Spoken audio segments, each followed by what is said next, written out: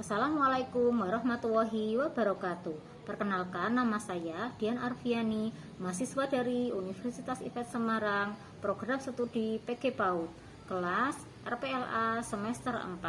Pada kesempatan kali ini, saya akan mempresentasikan proposal skripsi untuk memenuhi tugas mata kuliah seminar riset dengan dosen pengampu Ibu Leni Kurniati, MPD.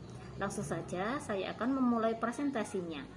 Judul yang saya ambil adalah meningkatkan motorik halus anak melalui kegiatan menggunting di KB Aisyah Tunas Melati, Botomulyo. Bab 1, pendahuluan. Latar belakang masalah. Banyak para ahli mengatakan bahwa keterampilan motorik halus anak berhubungan dengan kemampuan anak yang lain seperti perkembangan kognitif dan sosial emosional anak. Oleh sebab itu, guru perlu mengembangkan motorik anak agar dapat tumbuh dengan baik. Motorik halus bagi anak usia dini merupakan satu hal yang sangat penting bagi perkembangan anak. Berdasarkan pengamatan terhadap kegiatan pengembangan motorik halus di kelompok B usia 4-5 tahun di KB Aisyah Tunas Melati, Botomulyo ditemukan beberapa masalah, yaitu yang pertama, dalam kegiatan menggambar, hasil karya anak belum sesuai dengan harapan dan sebagian anak kurang tertarik dengan penjelasan guru.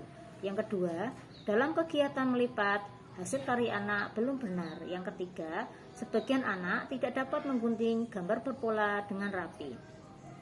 Dari hasil masalah yang teridentifikasi, dapat disimpulkan bahwa keterampilan motorik halus anak masih perlu dikembangkan. Dalam penelitian ini, kegiatan menggunting dijadikan salah satu cara untuk mengembangkan motorik halus anak. Kemudian rumusan masalah dalam penelitian ini adalah bagaimana meningkatkan keterampilan motorik halus anak melalui kegiatan menggunting pada kelompok D di KB Aisyah Tunas Melati, Botomulyo. Kemudian tujuan penelitian ini adalah untuk meningkatkan keterampilan motorik halus anak melalui kegiatan menggunting di kelompok B KB Aisyah Tunas Melati, Botomulyo. Kemudian manfaat penelitian ini adalah yang pertama bagi siswa agar mampu meningkatkan keterampilan motorik halus anak khususnya dalam kegiatan menggunting, melatih konsentrasi dan kesabaran, melatih koordinasi antara mata dan tangan, meningkatkan aktivitas dan hasil belajar anak. Manfaat bagi guru. Melalui penelitian ini diharapkan meningkatkan rasa percaya diri guru serta daya kreativitas guru dalam merancang dan memilih media pembelajaran yang sesuai dengan minat anak sehingga dapat meningkatkan keterampilan motorik halus anak khususnya dalam kegiatan menggunting. Manfaat bagi sekolah. Dapat menjadi referensi dalam memilih dan menyediakan sarana dan prasarana yang tepat untuk pembelajaran. Kemudian, manfaat bagi orang tua dapat menambah wawasan dan motivasi anak dalam meningkatkan motorik halus anak khususnya dalam kegiatan menggunting dengan menyediakan media yang menarik serta sarana dan prasarana yang bervariasi. Kemudian landasan teori. Landasan teori yang saya ambil yaitu yang pertama, pengertian keterampilan motorik halus anak usia dini yang dipaparkan oleh Sumantri tahun 2005, Nurani tahun 2009, Bambang Sujiono tahun 2014. Kemudian yang kedua, pengertian menggunting dan manfaat menggunting yang dipaparkan oleh Departemen Pendidikan Nasional tahun 2010, Wiggins tahun 2005, Talogo tahun 1998, Harlock tahun 1993, Fadilah tahun 2014, dan yang ketiga, tahap perkembangan menggunting anak usia dini yang dipaparkan oleh Agustin tahun 2018 dan Anwar tahun 2010. Kajian relevan atau penelitian terdahulu. Hasil penelitian yang sejenis dengan penelitian ini diantaranya yang pertama yaitu Asmara tahun 2020 dengan judul meningkatkan kemampuan motorik halus melalui kegiatan menggunting pada anak usia dini di kelompok A TK Hatijah Surabaya. Kemudian yang kedua, Saadah dan Komalasari tahun 2018 dengan judul pengaruh kegiatan menggunting media kertas Buffalo terhadap kemampuan motorik halus anak usia 4-5 tahun di TK Ihyaul Ulum Lamongan. Yang ketiga, Alifa tahun 2018 dengan judul Meningkatkan Kemampuan Motorik Halus melalui kegiatan menggunting pola pada anak kelompok A1 di TK Al-Fadholi, Kota Malang.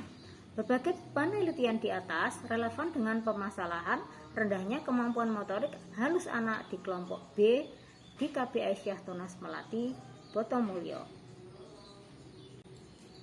Kemudian, kerangka berpikir. Menurut Bagan, kondisi awal kemampuan motorik halus anak masih sangat kurang atau rendah. Guru memberikan kegiatan untuk melatih motorik halus anak dengan kegiatan menggunting pola gambar. Banyak anak yang menyelesaikannya dengan tidak rapi.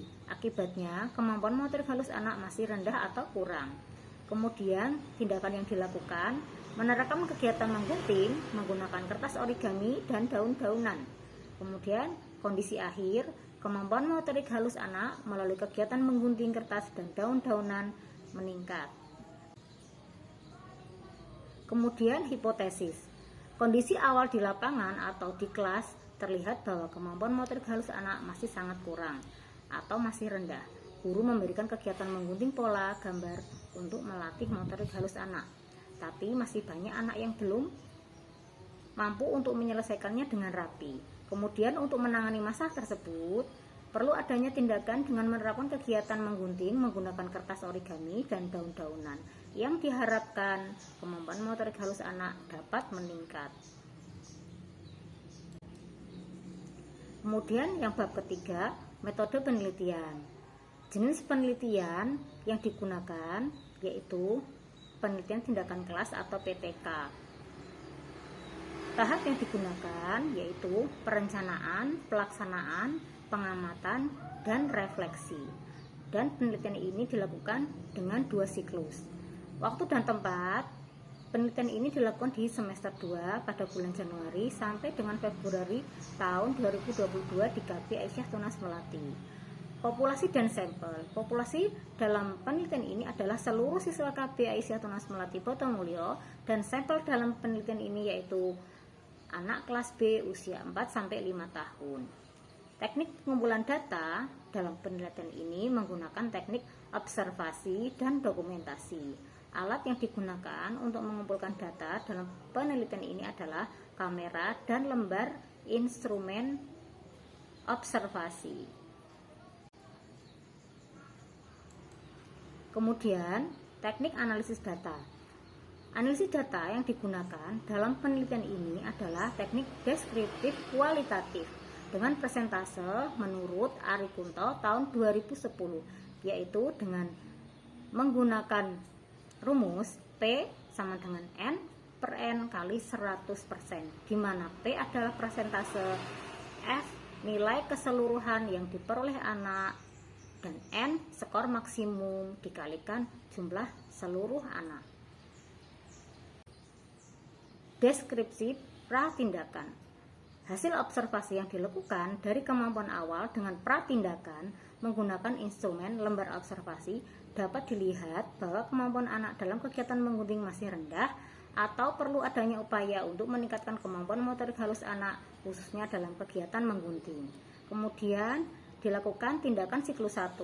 Tahap-tahap pada penelitian ini yaitu perencanaan, pelaksanaan, analisis, dan refleksi. Tahap perencanaan tindakan pada siklus 1 mencakup rencana program pembelajaran harian atau RPPH, mempersiapkan media pembelajaran yang digunakan untuk mendukung proses pembelajaran.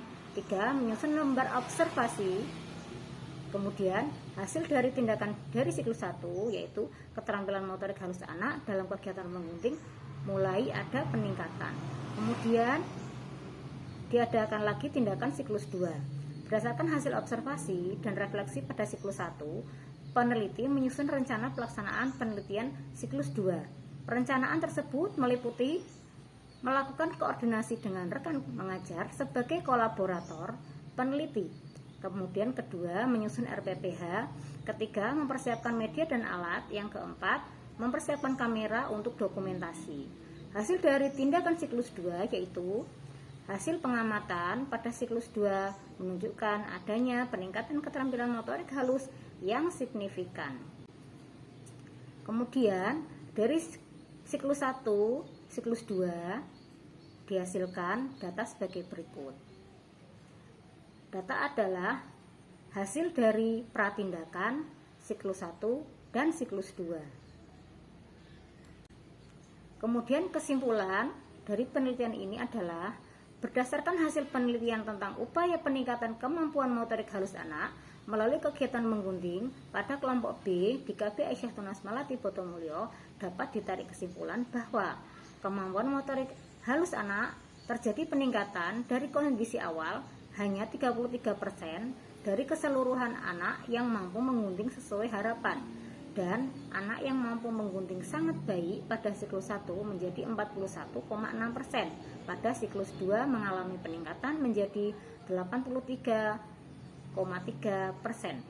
Kegiatan menggunting dapat meningkatkan kemampuan motorik halus anak. Perkembangan fisik atau motorik anak terjadi dalam suatu urutan tertentu yang relatif dapat diramalkan.